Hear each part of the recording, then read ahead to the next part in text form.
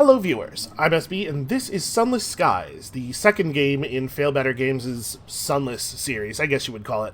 The previous game, Sunless Sea, I played for a total of maybe 20 minutes, so I only sort of know what we're getting into here. I do know that it's going to involve a lot of me reading text off the screen, so if that's not something you're into, we have a lot of other stuff coming out on the channel today, maybe try some of that. But I'm excited to get into this. A lot of people whose opinions I respect have said a lot of things about the quality of the writing here. I should say, in the interest of full disclosure, I requested a key for this game from Fail Better, and they gave it to me. So I didn't pay for this, in case that colors your opinion of my opinions, I guess. Yeah, with that, let's just get going here. So like I said, I only sort of know what we're getting into. If you die, you can only continue with a new captain versus you can reload. Let's go for a legacy campaign. So this is something I know about from the previous game.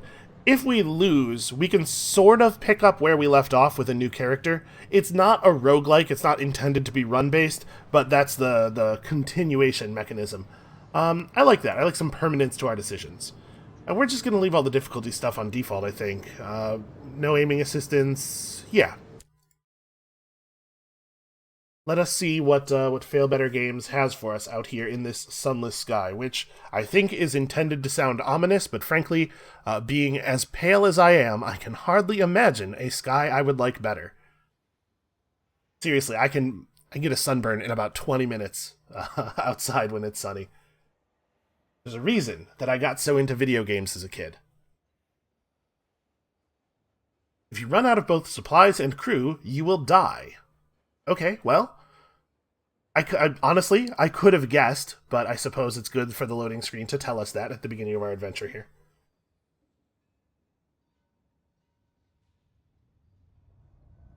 Log of Her Majesty's Locomotive the Orphean, March 14th, 1905. Our expedition to the domains of the dead has been eventful, yeah, I would imagine.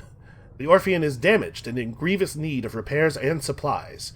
We are returning in haste to the Reach, where I hope to make port at New Winchester. May God be with us, for 1,000 deaths wait in the sky.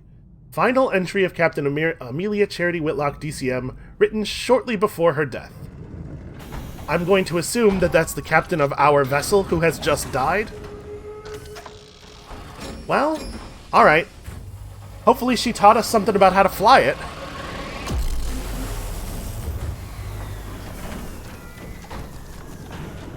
Oh good, she left us a tutorial. How thoughtful. So here we are at the Blue Kingdom Transit Relay. Okay, there's some serious drift on this thing. The inertial dampeners are not functioning. Oh, okay. Yep. Engine has a kick. You have returned to the Reach, an untamed, sunless span of the heavens, London's new frontier, a celestial garden run wild. I dig this, like the diary entries appearing in the world so you don't have to stop to read them. Although we're gonna stop and read them a lot. Oh, we can, like, side dodge by firing our attitude thrusters. It's like Double Dash. Your journey back from the Blue Kingdom was tumultuous. Your locomotive is badly damaged and Captain Whitlock badly wounded.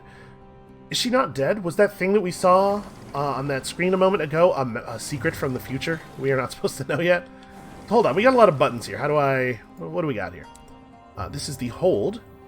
Shows our current cargo and any prospects you've accepted. You can also change the locomotive's equipment while in port and jettison unwanted cargo while in port or otherwise. Oh, it's a spatchcock locomotive. That's where they take the spine out and flatten it to increase fuel efficiency. Okay, it would be reckless to crew our locomotive with fewer than 6 people. Do I have... we have 8 people. We're fine. And some health, some armor, and a level of fuel efficiency that some might describe as economical. Okay. What other buttons do we have here? My profile, which says that I have 10 fists. While that's terrifying to imagine, that's okay. We got 1 eye per fist. That's the ideal ratio. We are dominant in the Reach, or rather, we work for the Power who is dominant in the Reach, I would assume. You know what? We'll worry about this stuff later, once we maybe have more of an idea what it means. Let's go ahead and finish the tutorial before we go menu crawling. As first officer, the crew look to you. The nearest station is New Winchester. Can you get the Orphean there safely? This is the date that was listed on that text on the black screen. Maybe we're Maybe there's some disagreement as to whether or not the captain is actually dead. Oh, somebody has left stuff out here in the sky. So yeah, we're sort of in space, it seems like. Things are just floating around. Got ourselves some fuel. Much to the relief of your stokers, you find a barrel of fuel among the detritus. Okay, what is... I have a fuelometer here. And supplies. Oh, we are low on supplies.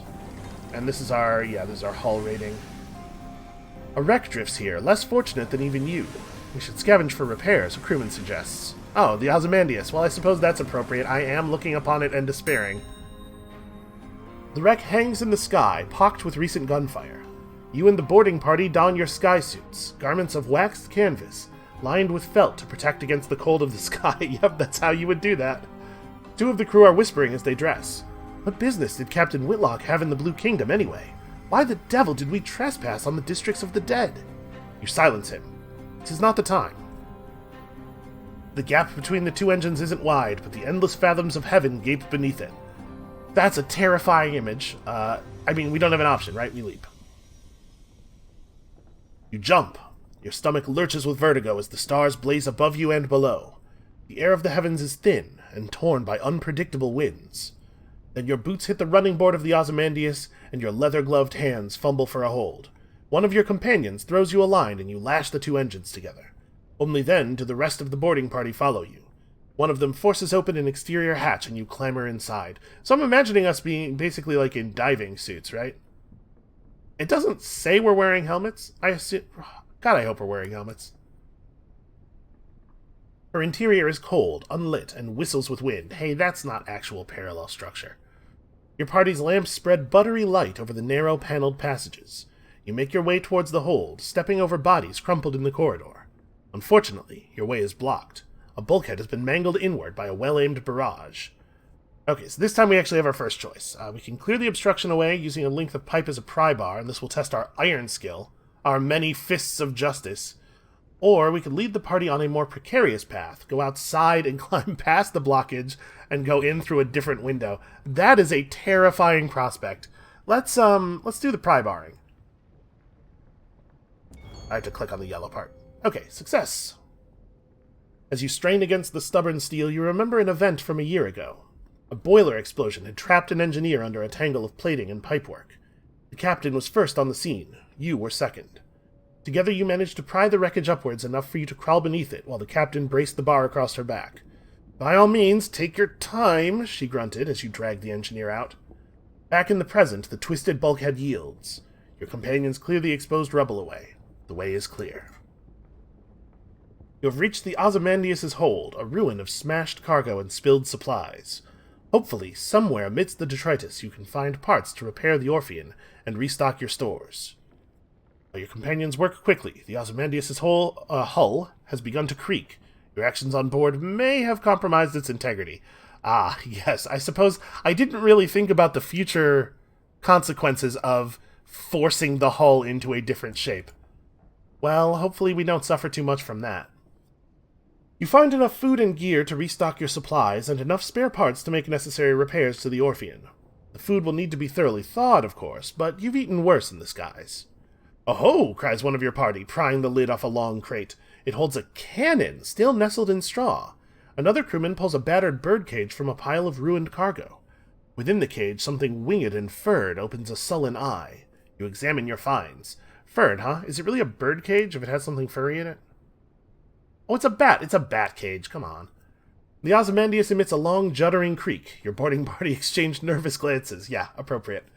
From the chaos of its hold, you have retrieved repairs and supplies, and discovered some useful equipment. A gun that could be mounted on your locomotive, and an educated bat. Well, okay, that's probably the best kind of bat, right? So... Oh, we're going to get both of them. I was all prepared to make a choice here, and my choice was going to be the bat. So we can mount the Jerusalem cannon on the Orphean. Her own weapons were damaged during your flight from the Blue Kingdom. That leaves you vulnerable. Well, let's get a big old cannon then, shall we? The Cotterell and Hathersage Jerusalem fire single shells to a good range, more or less accurately. You order two of your party to get it back to your vessel and fit it immediately. The Ozymandias groans again. The structure shudders spasmodically. No, there's no mouse over text here. Alright, this would be a good time to also gain a diffident bat to use as a scout. The heavens are wide, so locomotives use scouts, like bats, to locate things of interest.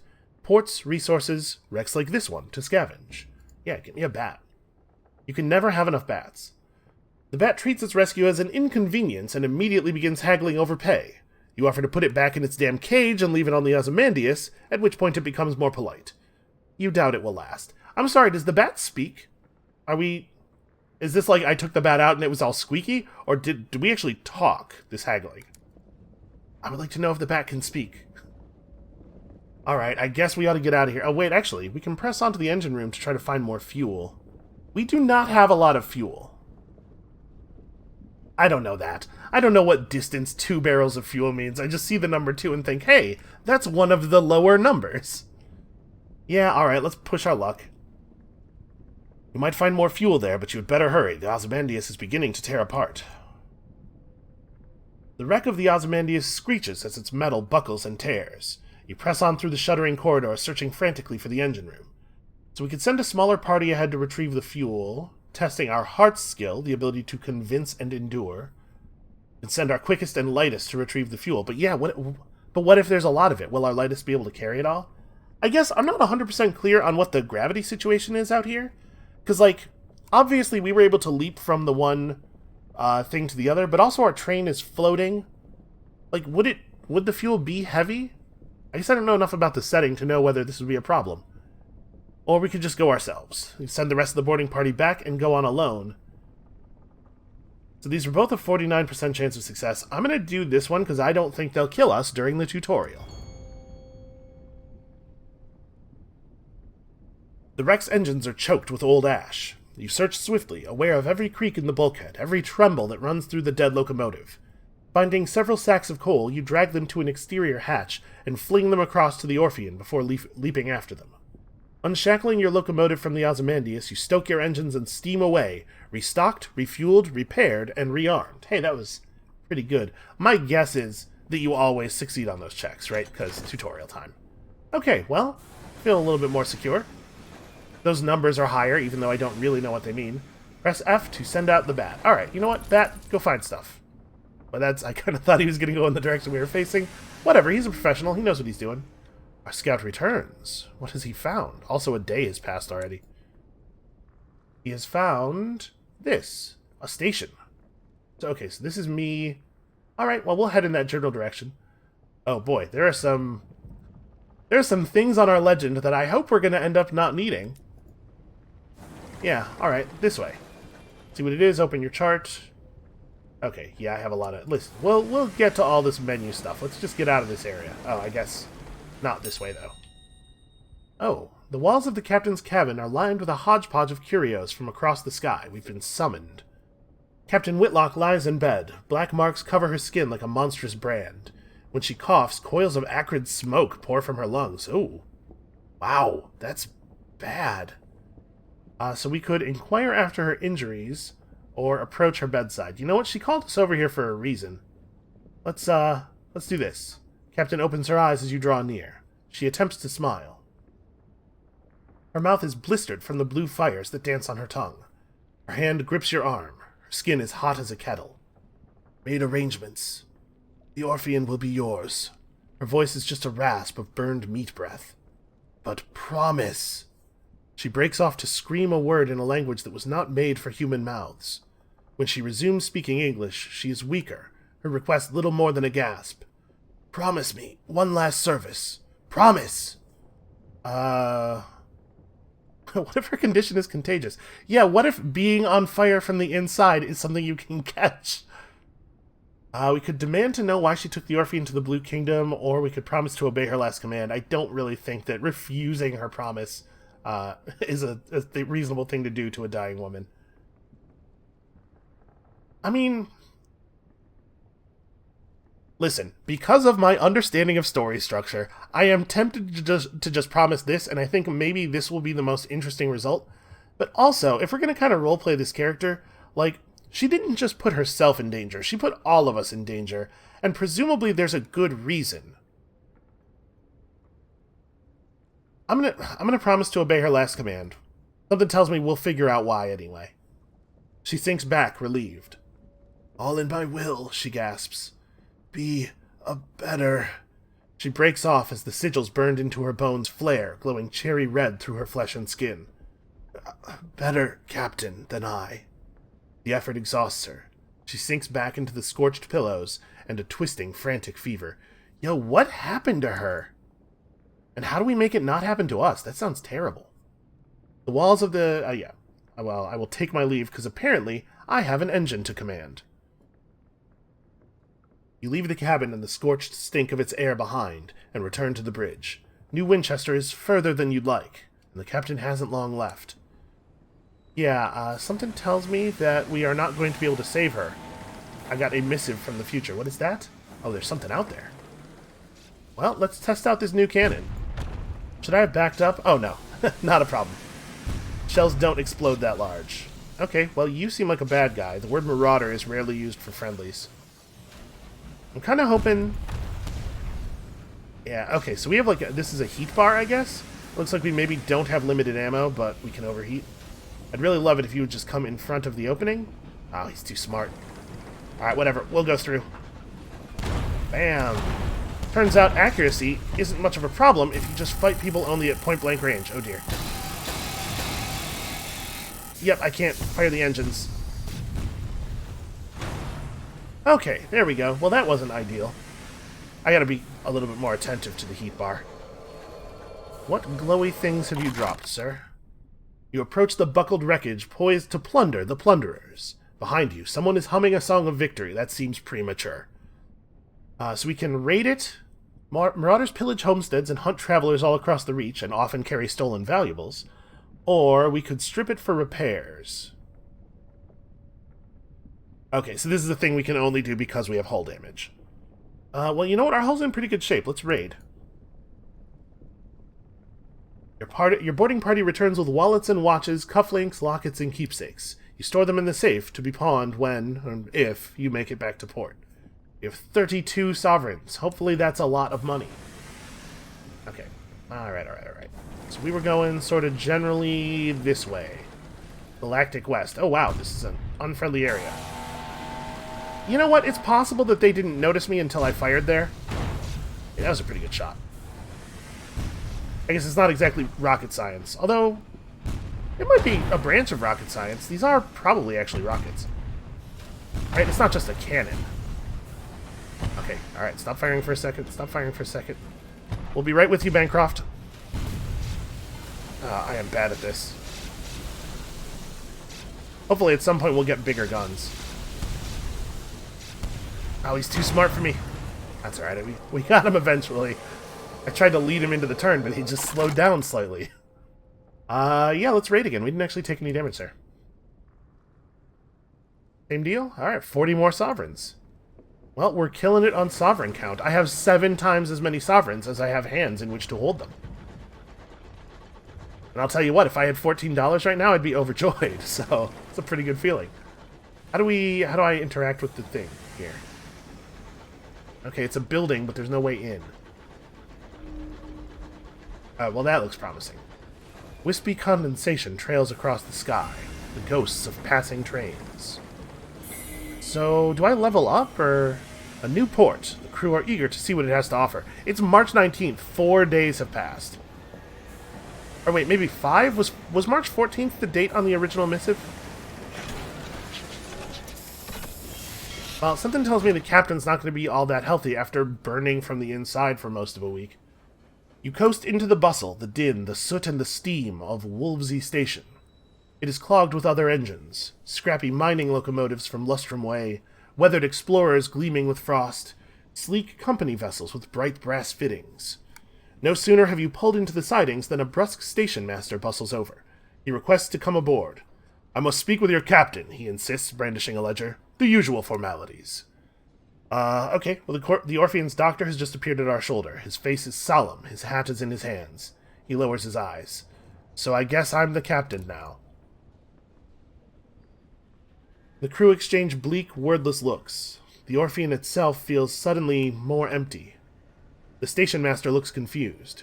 You inform him that, unfortunately, Captain Whitlock has just passed. Ah, he says neutrally. Sorry to hear that. Very sad, very sad. He waits for what he considers an appropriate minute and a half before continuing. Alas, even amidst tragedy, the cogs of bureaucracy must turn. If Captain Whitlock is deceased, the station authority require their answers from the first officer. He dons a set of spectacles and locates his pen. It will be relatively painless. Name, background, purpose of visit, etc. Shall we begin? Yeah, I guess. We probably don't actually have a choice, so... Okay, today London lies between the stars. Her new empire unfolds across the heavens. But 10 years ago, before the Northern Gate was opened, before the renewed Empress led her people into the skies, it lay in a vast cavern far beneath the earth. Deep, dark, marvelous. Who were you then? Okay, so this is actually in the same universe as Sunless Sea then. Because this is referring to London being underground there. Was I a street urchin, a soldier, a poet, an academic? Wow, they give you some options here. A priest, a sailor. This I remember. For some reason, when London fell down beneath the earth, the letter S did not go with them. A ministry auditor, or a revolutionary. Oh, that's a little bit grandiose. For a time, you served at the Ministry of Public Decency, which has become Her Majesty's preferred instrument. I do not think I would do well in a place like that. Let's say an academic. You'll begin with high mirrors, the skill of investigating and deducing. Are there actually different... Okay, no, there are 4 skills and there's two different things for each one of them. Okay, let's go academic.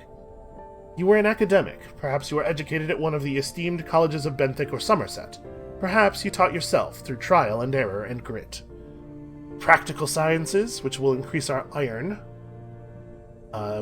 We could have learned via the language of the heavens, which will increase our hearts.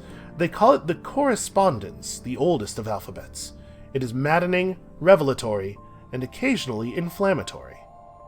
Or we could have learned through literature, once the most indulgent of studies, now the most seditious. The Ministry of Public Decency has gutted the libraries. I told you I wouldn't do well there. Alright, so, honestly, although this is way closer to what happened to me in real life, I'm kind of... The correspondence, something about that is kind of calling to me. That seems appropriate. Let's do that. Choose an ambition. What does winning mean to you? Wealth, fame, or the truth? Do I want a comfortable retirement to immortalize my exploits in the song of the sky? Or to learn the secrets of the stars? Yeah, we're going to click on this one. Both because I like the way it sounds and also because that image is the most upsetting. A message from an old friend begins an unwise quest to learn a secret that the stars hide. What drives you? Curiosity? Justice? Insolence? Whatever it is, it will be tested. Be warned, this is a demanding ambition, best played by a lineage that has already completed wealth or fame. Oh.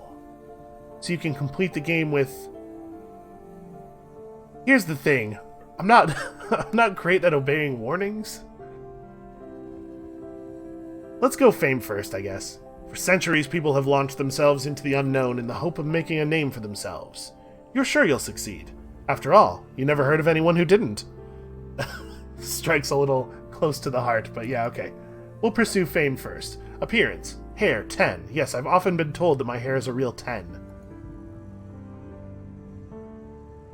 Yo, that's a hat on my head that has a cat's face on the front? I thought I was going to be changing that. Let's change that, because there's no universe in which I'm wearing a cat face. Which of these hats looks the jauntiest? That one's pretty good. Are there buckles on this one, or... Top hat's a little on the nose, don't you think? Let's go for this. I do, maybe no hat. Yeah, let's do no hat. Wow, that's strong. That's a powerful choice. You know what? I kind of like it. Also, it sort of looks like we've been electrocuted, which is cool.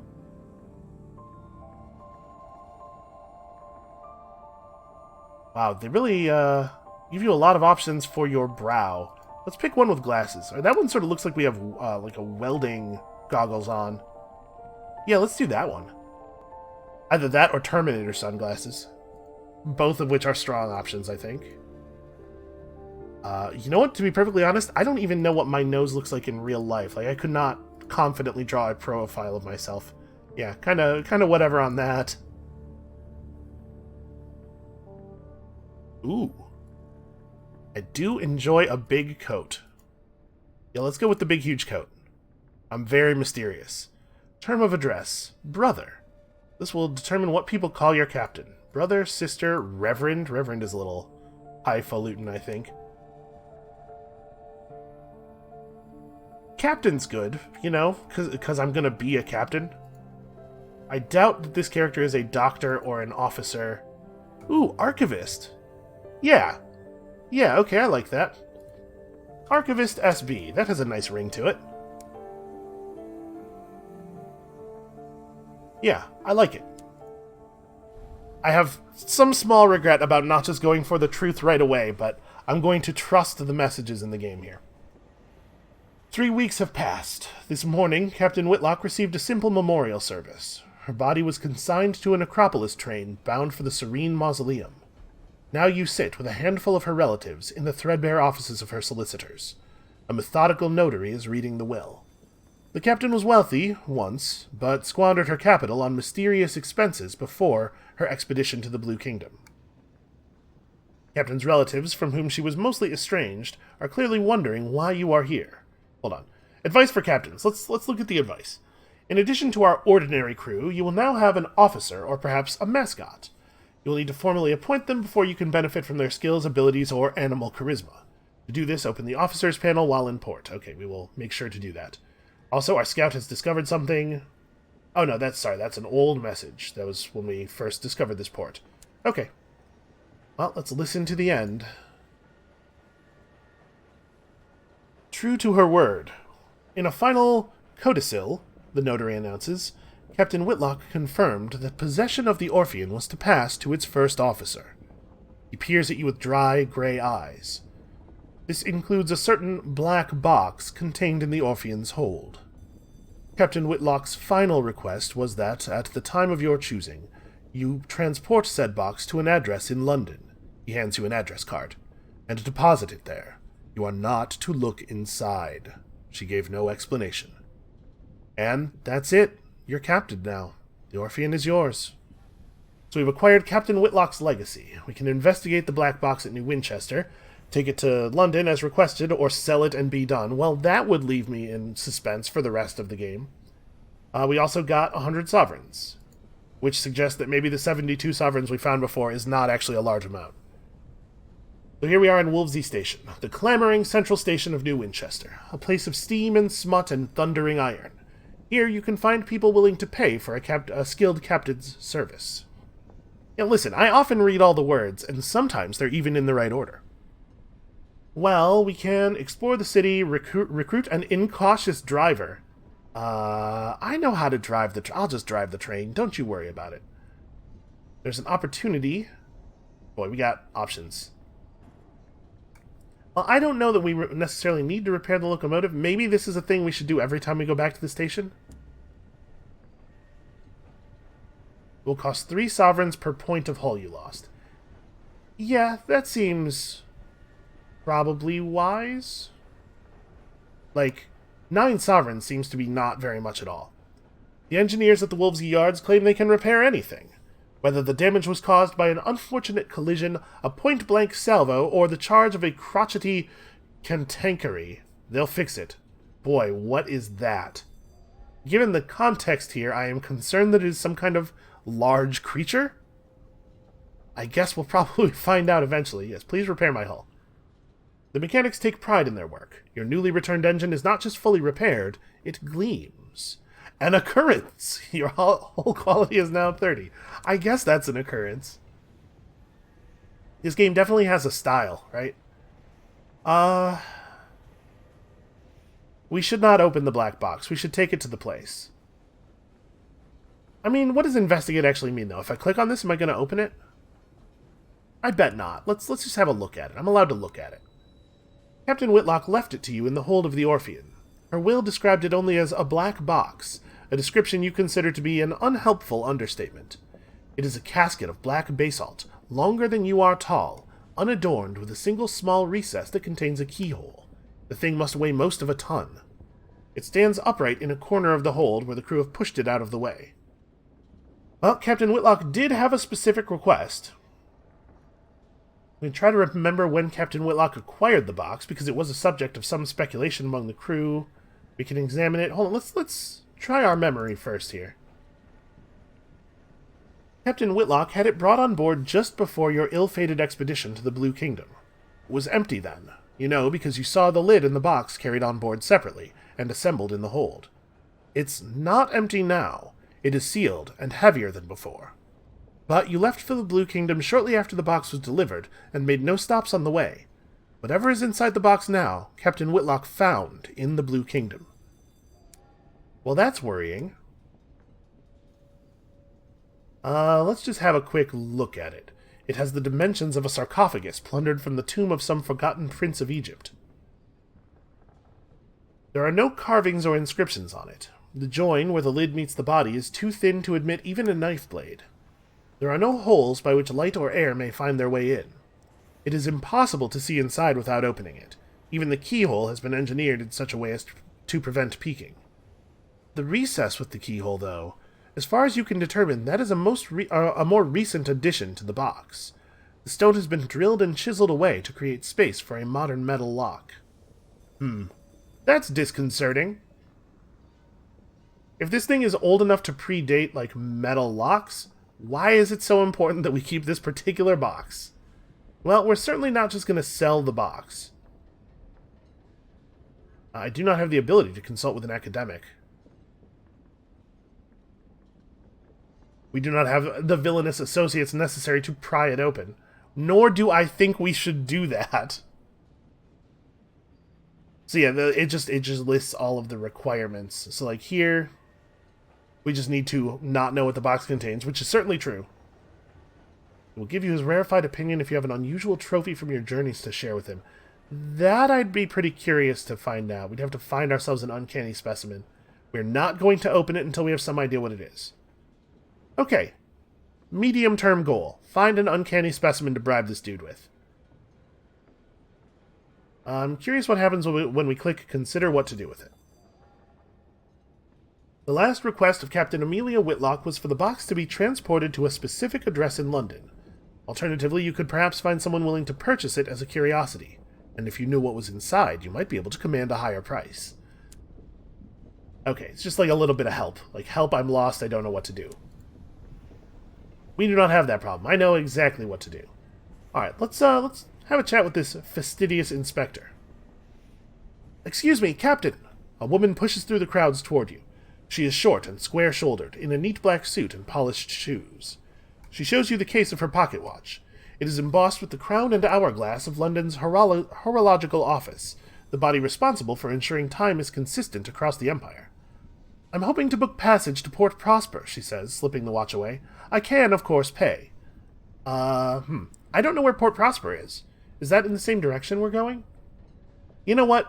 I'm not in a big hurry to deliver this box. Sure. I want to know some things about it before I part with it. Thank you. The locomotive I was on broke down following a boiler rupture. Chief engineer's fault, I suspect. A gentleman fonder of brandy than of diligence. Here, an initial sum to seal our bargain. Prosper lies north-northeast of New Winchester. Not that there is such a thing as north, south, east, or indeed west out here. Instead, London cartographers picked 4 of the brighter, more reliable stars visible from the Empress's new palace, and named them north, east, south, and west. Londoners value familiarity, as do a lot of people. Alright, so we've got an inspector, we've got some cash. Alright, I don't think I want to recruit an Incautious driver. I believe I am fully capable of driving the engine myself. We don't really need crew. I mean, is there a benefit? I assume the benefit of having more crew is that should something untoward occur, we aren't going to dip below our safe operating crew level, but also they'll consume more supplies, probably. I think we'll stay at the current level. We're gonna find out if this is if this was a better safe than sorry situation after we find out whether or not we're sorry. Song of the Sky looms in your mind, an unfinished monument. Yeah, tell me about this. where to begin? We're trying to become the High Wilderness's most venerated explorer and write the story that defines the era. You take advantage of a quiet moment to pull out your journal. The blank page sits before you, smug and unblemished. The horror. At last, inspiration strikes. You need fresh material. That's the ticket. There is, I have experienced the tyranny of the blank page. I'm familiar with this concern. Go out and explore the High Wilderness. Gather sky stories and tales of terror to begin the Song of the Sky. Alright, I can do that. Let's go out and gather some stuff, I guess. Oh, we could explore the city. You know what? We should have a look around. The smoggy, clanking, singing, stamping, thronging, frantic heart of the Reach. An ever-expanding port of soot-smudged glass and bright steel, spilling across a drifting, mist-wrapped archipelago. Its factories thunder. Its engine sheds ring with hammers and hiss with steam. Locomotives chug into sidings for repair or flare across the sky and away into the High Wilderness. We can learn about trading. Unlocked when you do not have a trading opportunity. We can visit the Promise of Days, a club where seasoned captains gather to trade stories and share advice. You know, I wouldn't mind some advice. Let's learn about trading first. A porter at the station advises you to visit the nearby pub, the Promise of Days, and talk to the seasoned captains there. Alright, well, they keep their ears to the ground. They'll know about an opportunity or two, even if there isn't any ground. Yeah, alright, let's visit the Promise of Days. Wow, did that guy get an eye patch for his rat? That's pretty stylish. Old pistons gleam on the walls. The shelves are crowded with mementos from across the sky. The clientele raise their voices to be heard above the comforting clamor of the adjacent engine yards. We may find helpful advice here. So I guess let's introduce ourselves. I've yet to make their acquaintance. They're always happy to offer words of advice. Sometimes many words. 4 are gathered at their usual table. The masked citizen, a libertine, polymath, and pioneer of the neo-nocturnal artistic school. The bedeviled didact, a scholar haunted by his discoveries. The plucky baroness, explorer, collector, philatelist. And Spatchcocker Meg, who hunts monsters. Did she design our engine, or is that just a coincidence? Maybe spatchcock is like a really popular word. Of course, everything out here is jolly dangerous, says the baroness. Few risk the skies, so news of distant ports is valuable. Collect port reports from the places you visit, and deliver them to the Victory Hall or Company House. The more you turn in at once, the more they'll pay. Okay, so there's a kind of a push-your-luck mechanic here. Look for opportunities on the way. Look for other opportunities on the way, advises the masked citizen. Passengers who want transport, rich men in need of bloody work, etc. This guy has a name like a Silver Age superhero. I guess there's a Silver Aginess to this whole thing, isn't there? Ask them how to make your fortune through trade. Between them, they've carried Navaratine gemstones from Eleutheria, souls to the Blue Kingdom, and raw hours to London. Have they tips? Where do you get raw hours? Alright, let's learn some things here. We're still kind of in the tutorial. Ah, the didact says, fiddling with his innumerable talismans. An essential topic. Meg slides you a stool, and the captains shuffle around to make room. The masked citizen buys you a drink of their own invention. It is violet and foggy. The plucky baroness gives you a brisk, encouraging grin. Ask away. Yeah, okay. How do I buy and sell goods? How does this game work, please? You can sell practically anything at a big trade hub like New Winchester, the baroness answers. If you want to buy, though, you'll need to travel to more distant ports. Each specializes in a particular export. Meg spits chewing tobacco onto the floor. And no money in buying at market prices and selling at them, too, though. You want to look for bargains. Or prospects of people offering better money. Buy cheap, sell dear. Okay, you can sell, not buy, any trade good at a major port. Lesser ports each sell a single good. Alright, what about prospects? How does a quest log work? Because I've never played a video game before. The masked citizen sips their drink. The biggest port in each region has a bazaar where captains do business. There, you'll learn of people at other ports prepared to pay over the odds for a commodity. When you accept the commission for a prospect, it's yours. No other captain will pursue it. It's all fantastically civilized. Their smile is droll. You'll have to source the goods yourself, of course, says the bedeviled didact. Find a port that exports them. The client will want a certain amount. You can supply some or all of it, but if you provide all they need, they may furnish you with an additional reward. Okay, yeah, that's pretty much what we thought it was going to be. A trading opportunity. Ask them if they know of a good prospect. Yeah. Start me off. Give me that starter quest. The host at Magdalen's needs an urgent delivery of seeds, paying a pretty penny, too. If I were you, I'd get to the bazaar straight away, put my mark against it. Meg grunts. Broker in Port Avon selling cheap seeds. Chirpy chap, God knows why. His face looks like it's been pushed through a mangle. Okay, an opportunity. It turns out we could maybe make some money by walking across town. Port Avon lies to the southwest of New Winchester, and Magdalen's lies to the north-northwest of New Winchester.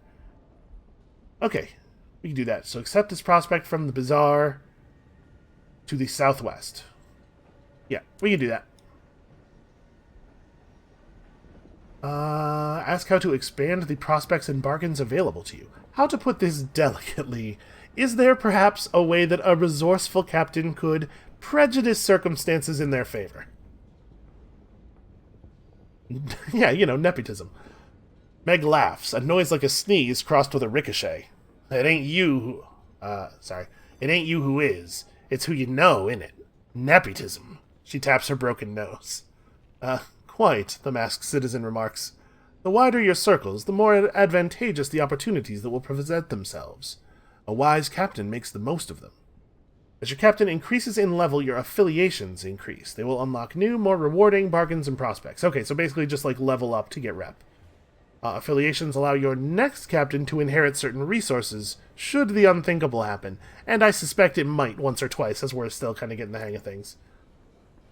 Alright, well, we've learned some things here. Is there anything else I wanted to ask? No, not really. I think we're good. Let us be off. So, with that,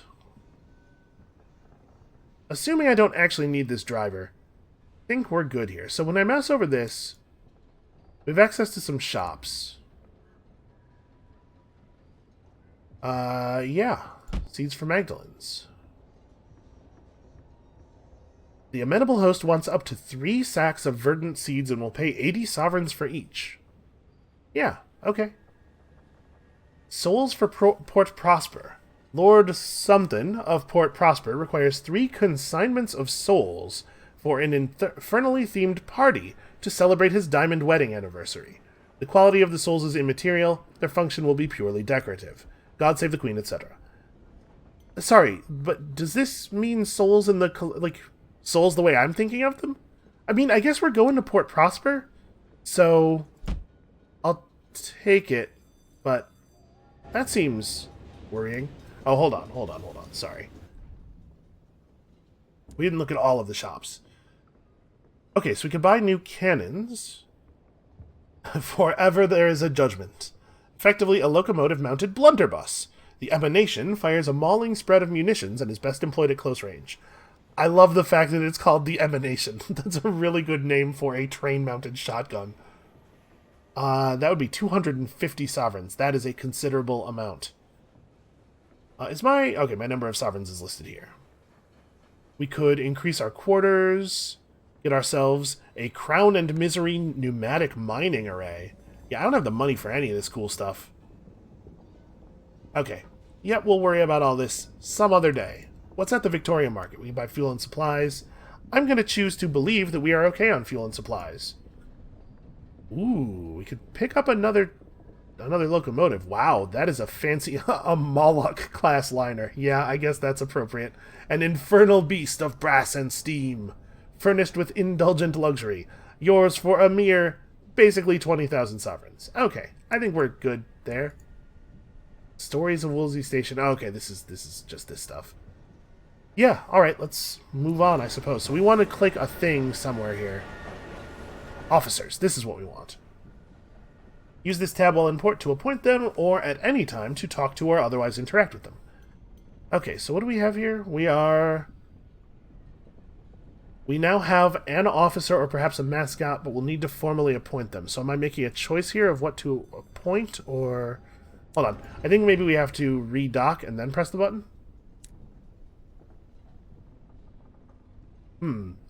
You'll need to formally appoint them. To do this, open the officers panel while in port. Okay, well, I've done that, and now what? I can't actually click on any of these. This just flips through the different tabs. Well... Use this tab while in port to appoint them. I would like to appoint them. Do we have to... Hold on. Maybe we have to pick up an officer? Maybe I'm supposed... Let's just go ahead and click on this, I guess. Yes, he is an officer. Okay, it wants me to do this to learn how the officer system works, I think. I specialize in test driving, but I'm looking for something quieter. The driver indicates a crashed engine still smoking. Like that, but without the screaming.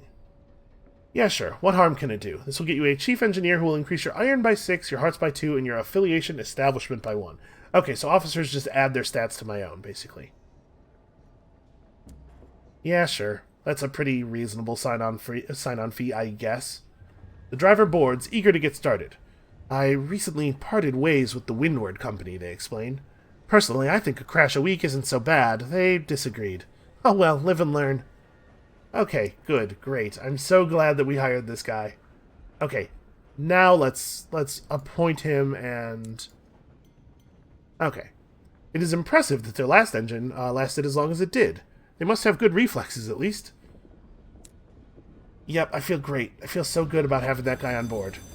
So, we are headed toward...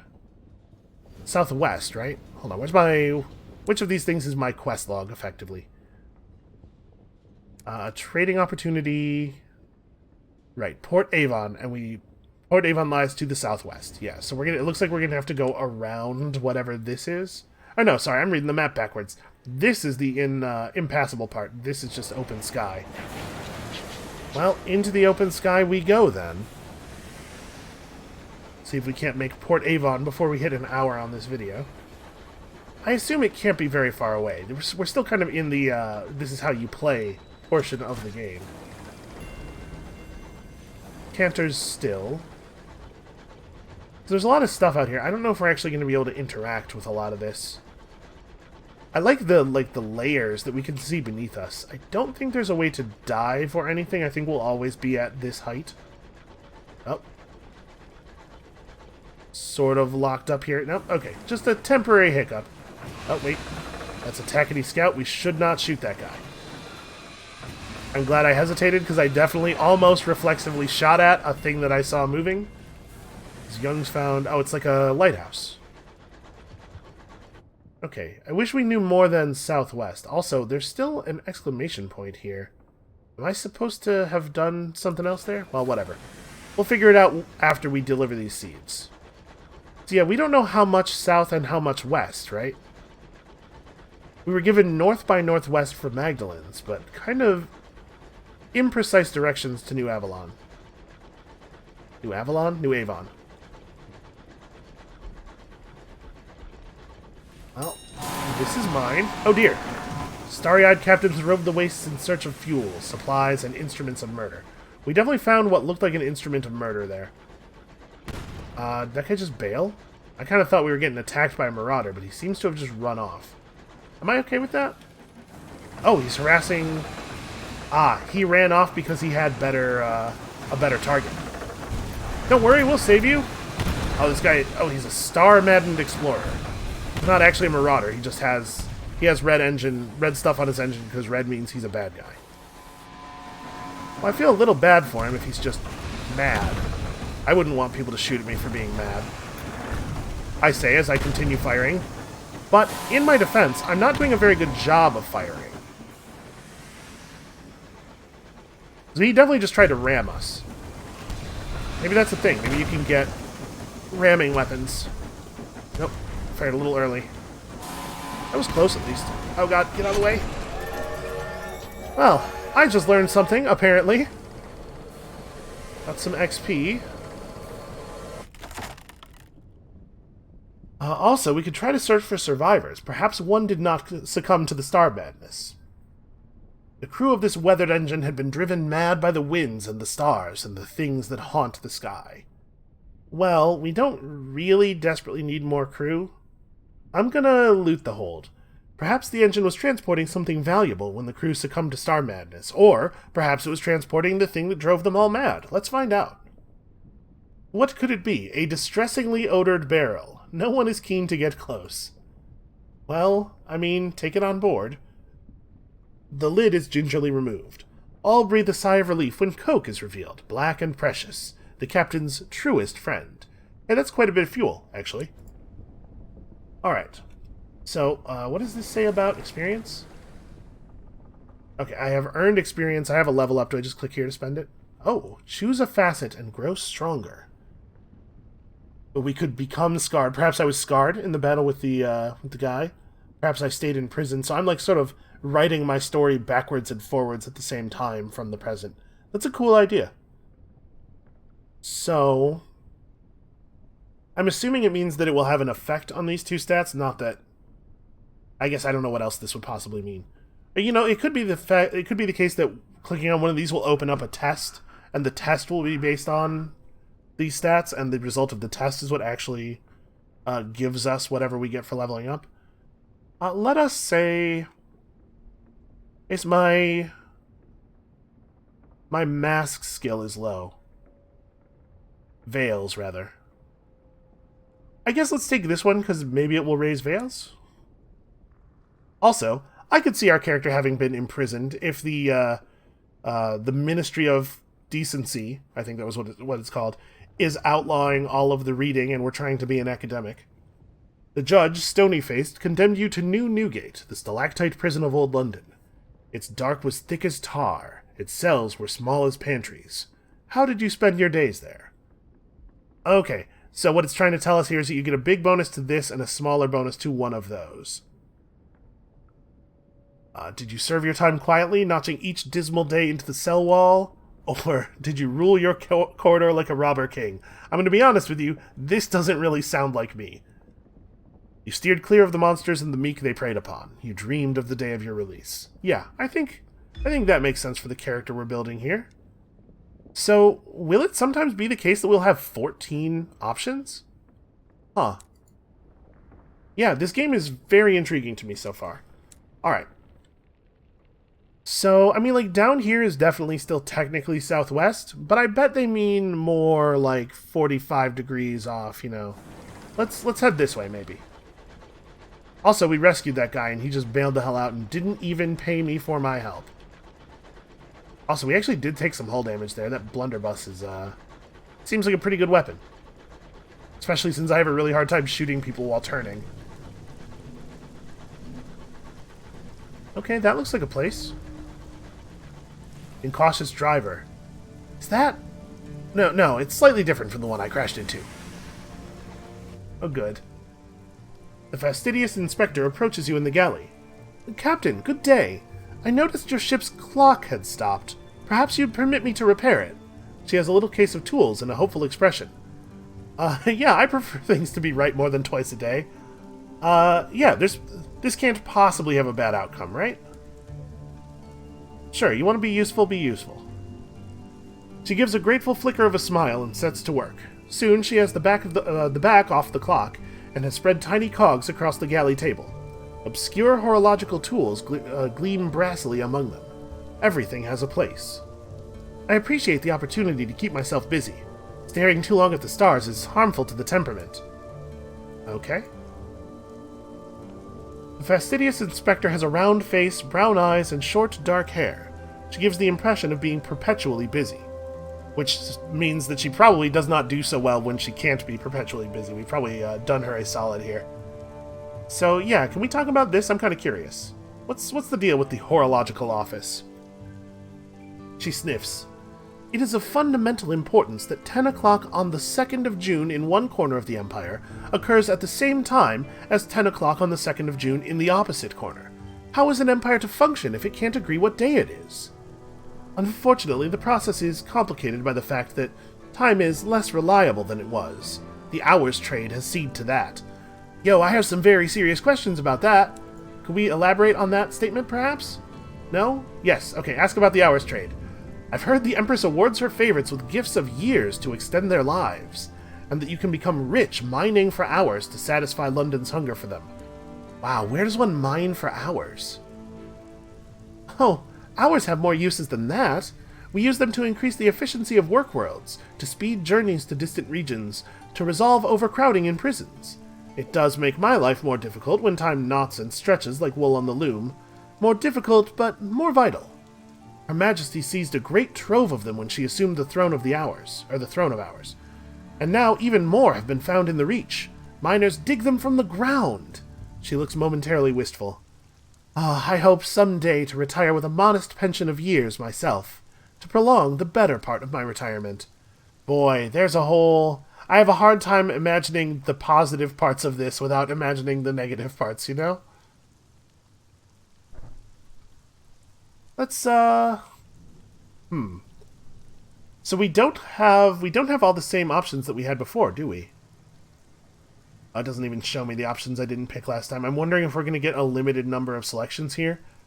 I definitely want to compliment her skills if we are, in fact, operating on limited choices. Her hands are deft and sure. She polishes, she cleans, she reassembles. I think we're well on our way to being on her good side, and I'd love it if we could get all the way over there. Thank you, she says. A small, embarrassed silence. It's possible the inspector is pleased, but it's rather hard to tell. Yeah, okay. I've been there. I'm familiar with that. I also have a hard time with compliments. Let's discuss the Reach. It looks like maybe we do not, in fact, have limited options here. We can probably pick everything. It has an uncouth splendor, but I miss Albion and the steady light of the clockwork sun. These sunless reaches are so misty and quiet. She pauses. But critical. The territories here are rich with raw hours, and enough vegetation grows on them to feed the whole of London, even if some of it is a dubious shape.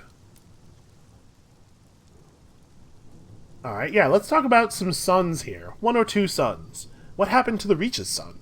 And London has a man-made sun. How did Her Majesty defeat the old one?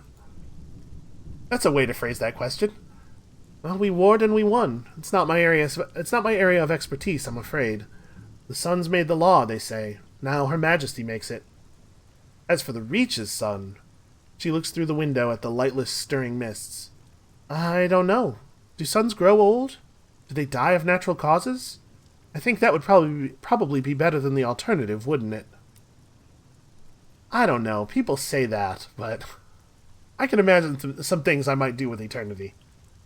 The Reach is torn by discontent between London loyalists and the more independent settlers. Yeah, what's going on with that?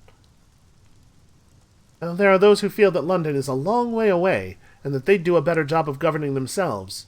Frontier attracts independent spirits. We call them tacketies, for the hobnail boots that are so practical out here. London, unsurprisingly, disagrees. The Windward Company earnestly represents Her Majesty's interests in the region. Sometimes very earnestly indeed. The tacketies call London's loyalists stovepipes. For our hats, I suppose. She avoids looking at you. And you, Captain? Where do your sympathies lie? Oh, dear. Well, I feel no loyalty to either side is probably a good, safe answer. Although, if she's really loyal, she might find that just as bad as the other thing. She says our hats, right? So if I say that my loyalty lies with London, probably she'll feel a little bit more comfortable with us. And also, she is like an official agent of the government, telling her that I'm not necessarily on her side could maybe have some long-term consequences when she gets back to wherever she's going. Let's say with London for now. I haven't actually decided how this character feels about this whole thing, but this seems like the safe thing to say in this situation. Glad to hear it, she says. Yeah, that was a test. Alright, well, perhaps we should bid her a good evening. I have work to do, so does she now, which she probably appreciates. And to you, Captain. I think I shall make a cup of tea. Alright, I think this is where we're trying to go. Nope, this is just some homestead. Settlers who live so far beyond the edge of civilization relish the hardships of solitude.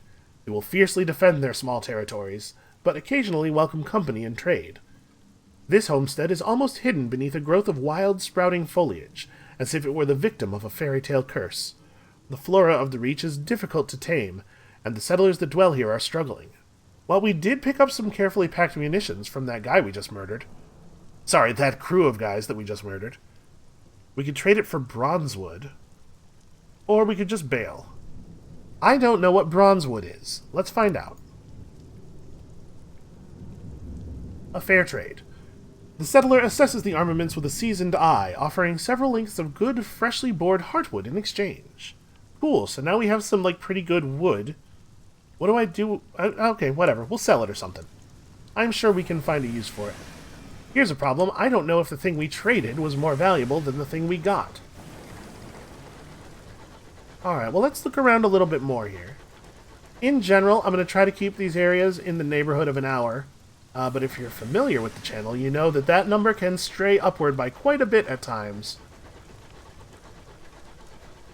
And I suppose I should say now, the plan for this series is to have a new episode every weekday. There might be an extra episode or two in the next day or so, as we're just sort of sinking in here. I like to give people a little bit more to bite into at the beginning of a series. A new smell behind the coal and the oil. The green, unlikely scent of apples.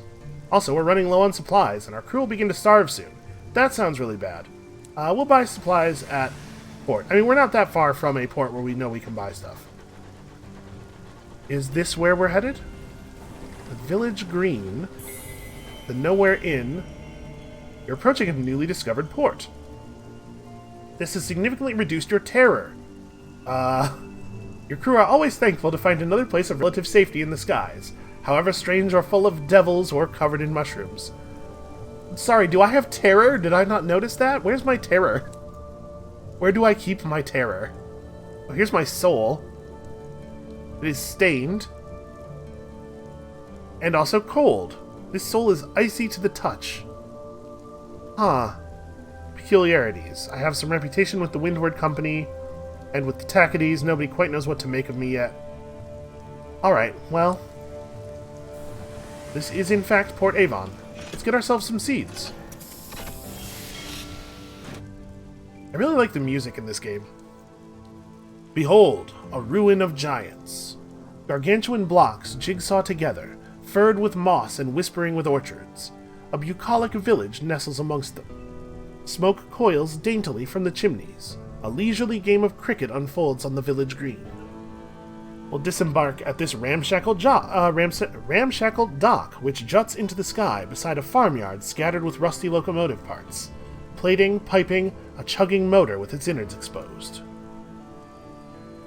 An oily-faced, black-haired girl waves your locomotive into position. Welcome to Port Avon. I always want to say Avalon. I can't see this group of letters and pronounce it correctly. She calls as you disembark. A rich knot of scents greets you, leaves and wood smoke, enriched by an infrequent but pungent intrusion of goat. That can be a very pungent smell sometimes. Port Avon welcomes new visitors, but your novelty will wear off the more time you spend there. When you visit in future, you may need to bring something to keep them friendly. Ah, I see. Well, good to know, I suppose. The locals are willing to update you on the news, but there's not much to share, unlocked when you have a Port Avon welcome, and by having no report for the port. And we don't actually have access to the other options here, so sure, let's start by writing a report. We know we want to do this. Were it not for talk of smugglers and sky beasts, you could easily confuse this place for a village on the world you left behind. It's quite peaceful here, apart from some fuss over a newspaper delivery. The villagers frown and change the subject when you ask about it. To earn rewards, hand your port reports in to the Indurate Veteran at Victory Hall or the Prudent Secretary at Company House. Both docks are near New Winchester. Okay. Port Avon spills prettily across sections of colossal drifting ruins. Its orchards bask in the evening gold light of a distant nebula.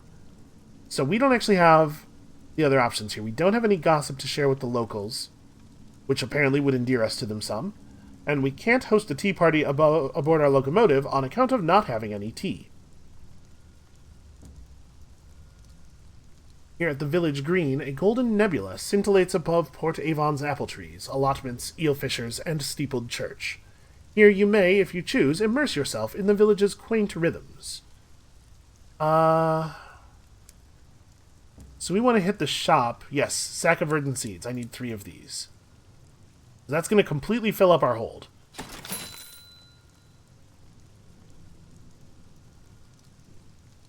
What is Sharma and Sons? Okay, Sharma and Sons is a place where we could buy supplies, but we don't have room in the hold. What is in my hold right now? There's bronzewood, seeds. We have too much fuel. Well, I could sell a little bit of fuel to lay in a little bit more. Yeah, we probably have more fuel than we need. Let's sell some fuel and purchase some supplies. That is a that was an expensive proposition there. Man's got to have supplies, though. It turns out, even in a sunless sky, people got to eat. Alright, now let's go and explore elsewhere. The heart of the village surrounded by orchards of real apple trees that were shipped through the avid horizon as seeds. An endowment of years from her renewed majesty grew them to swift maturity. Man, what a power. Actions here will wear out your welcome. So we could take a relaxing stroll around the village with our welcome, or we could watch a cricket match.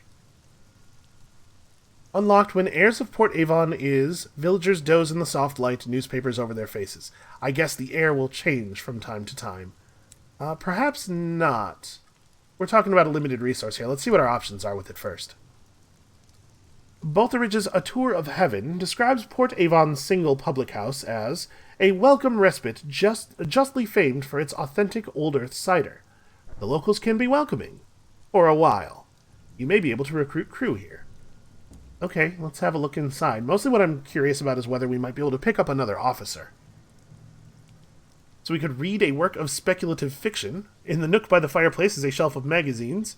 Each contains a story by the local author, the Turbulent Fabulist. We could appreciate an amount of cider. The amount is, at this moment, unknown. Made from real apples from the world you left behind.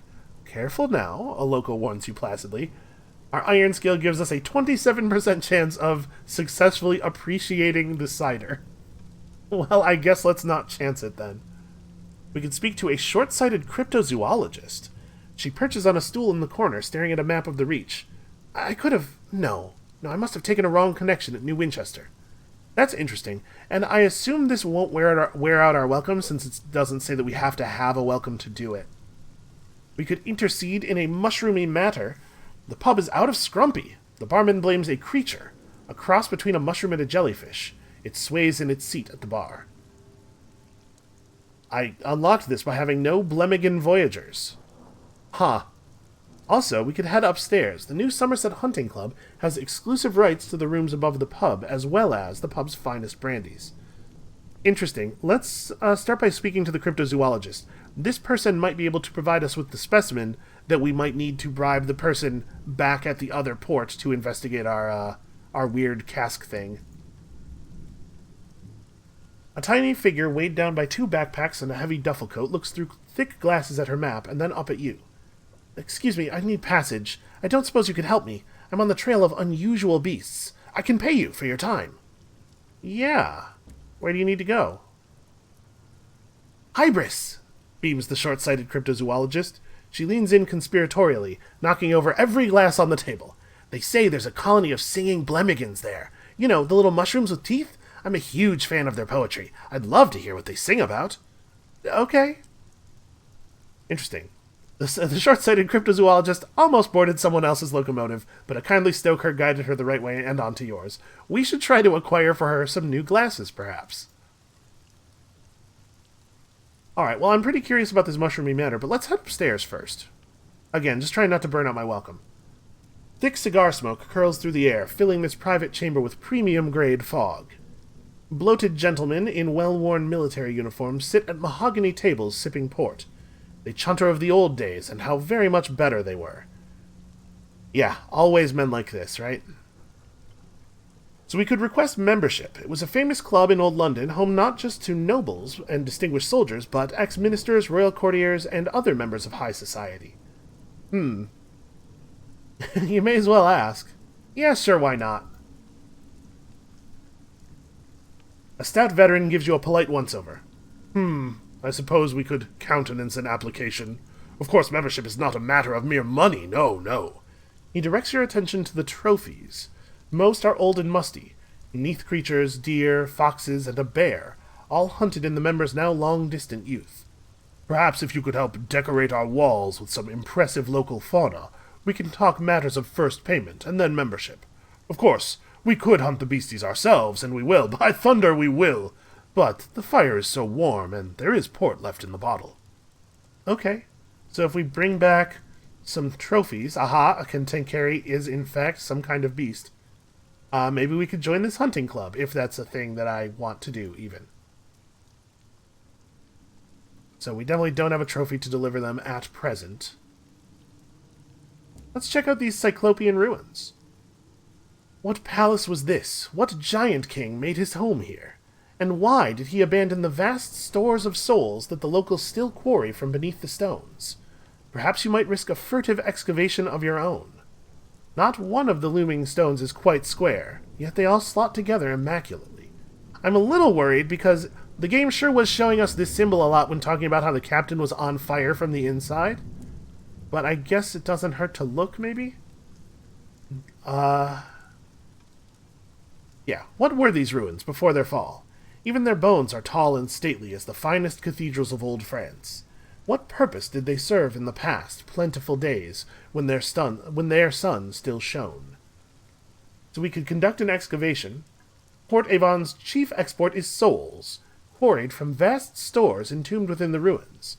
You'll need assistance, luck, and discretion. The locals would not approve. How did the souls get here? How does this work? I'm a little nervous about this. Also, we'd be real bad at this. I'm not a sneaky person in general. Or we could enjoy our picturesque surroundings. How they soar! How tragic! How solemn, like the most rampant visions of Turner. Success will gain you a vision of the heavens. And when I mouse over this terrifying image of teeth, the game just tells us all is well. Hey, don't worry about those teeth. Boy, I kind of want to do this. I am choosing to burn out our welcome in this way. Partial success. Oh, I love the idea of there being partial successes. I think it is possible that the people who made this game are very into what is going on in the tabletop gaming space design-wise at this moment. Your piece is interrupted by a whistling, a popular tune appallingly executed. A painter is here. He has set his back to a towering arch and is painting its reflection from a mirror set beside his easel. The mirror's glass is black, dulling the vibrant green of the moss and the scintillating hues of the sky. The truly picturesque requires a certain restraint, he explains, frowning irritably over his shoulder at the splendid view. This is trying rather too hard, don't you think? His presence has ruined the atmosphere, but your walk is not unpleasant. Terror remains unchanged. Okay, good. You are wearing out your welcome, but have not worn it out all the way. I think.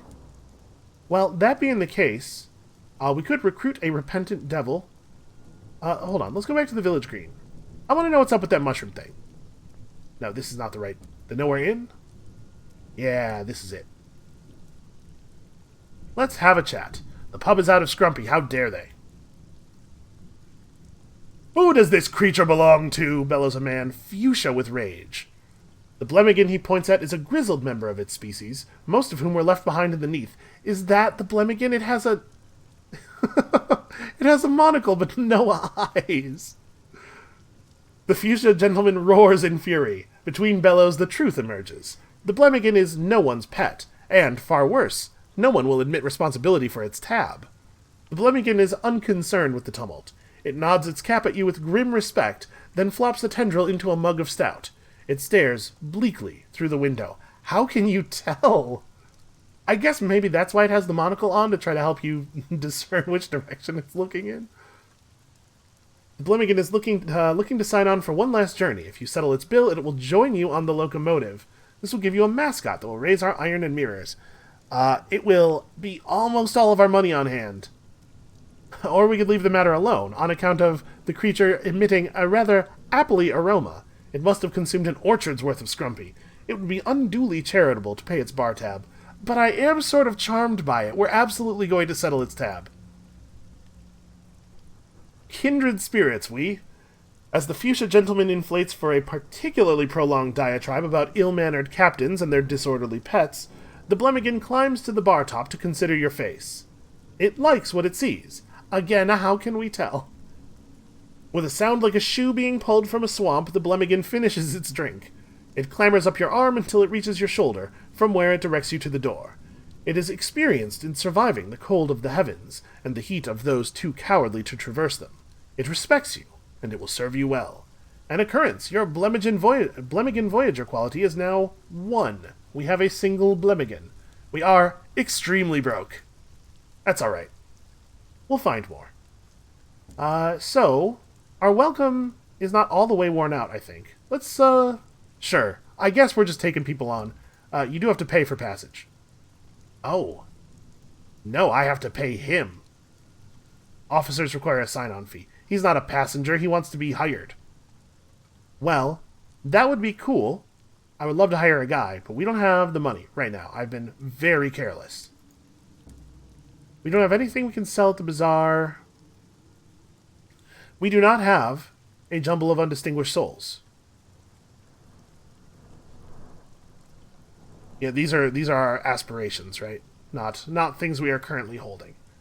So, all we could actually sell is supplies and fuel, and we'd have to sell almost everything to get the 100 sovereigns together. Yeah, that guy's hanging out at Port Avon for a while. What other options do we have here at the port? None, it turns out. Right, we saw these already.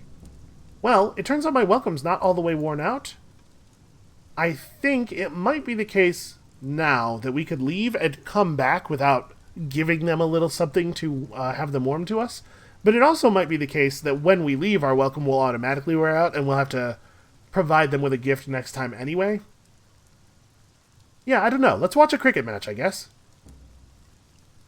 A hesitant smattering of applause. That sounds like cricket. Is there a more restful way to spend an afternoon? You sink into the glacial rhythm of overs and innings. I know a tiny little bit about cricket. I know at least enough to know what an over is. You enjoy the parabolic descent of the ball into a fielder's waiting hands. You admire the gnomic pronouncements of the umpire. You are no longer welcome in Port Avon. You may be able to become so again at the dock. And we lost some terror. Really? You watch a game of cricket and your terror goes down? I assume would go down if it was not 0. So the stares of the locals have grown sullen. They won't even give you the time of day anymore. Will this tell me how to get my thing back? It is suggested in firm and explicit terms that you had best be on your way. We have caused a little bit of trouble here. So I assume that, yeah, this will get our welcome back, this will get our welcome back. So, okay, we gotta bring stories or tea. I could do that. I could bring stories or tea. Let's, I suppose, stop here for the moment. I don't know. We get out here and just... Alright, well, you know what? I'll figure out how the thing works. That's going to be it for us for today. Thank you all so much for watching. Come back next time, maybe later today, maybe as late as tomorrow, for another hour of exploration. And we'll see you then.